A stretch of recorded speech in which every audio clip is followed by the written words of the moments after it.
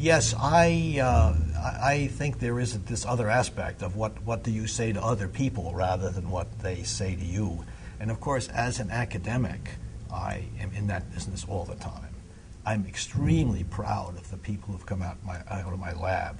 And I think it's less that I took them aside one day and said, here's what you should do, than they somehow got the message from what we were doing and how we were operating of what they could do. So a good example, obviously I have many people I'm extremely proud of, but a good example is Bob Grubbs, who won the Nobel Prize. But he was good enough to invite me to go to the ceremony in Stockholm, and in his Nobel Prize acceptance, to single out the kind of thing I had taught him as what had made it possible. So that certainly is very gratifying to do that. Another kind of advice that I pay some attention to, frankly, is to talk to women who are in science trying to decide what they want to do about a career. Many women are afraid that they might have to sacrifice home life or normal life and all that. But the people who are successful don't feel they have done that. What they tell me, which I think is very sensible, is that they have their scientific career and their family. That's it.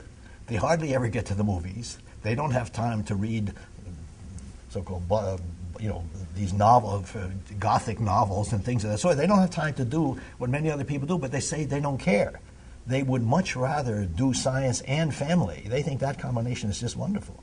So I have been very concerned about doing that, and one of the pieces of advice I give to women, and I will give to anybody who is listening to this tape, is that if you want to have a successful career and a successful home life, you really have to pick the right guy.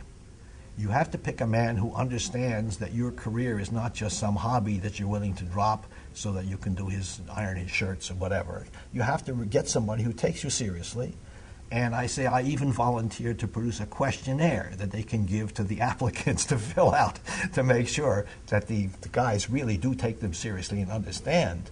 And I have many people I know in the business, successful women, who have, or at least one I won't name her, one very successful woman who was first married to the wrong kind of guy, who really didn't want to put any effort into her career, and she dumped that guy and took up with the guy who in fact absolutely respects her career, and she's enormously successful.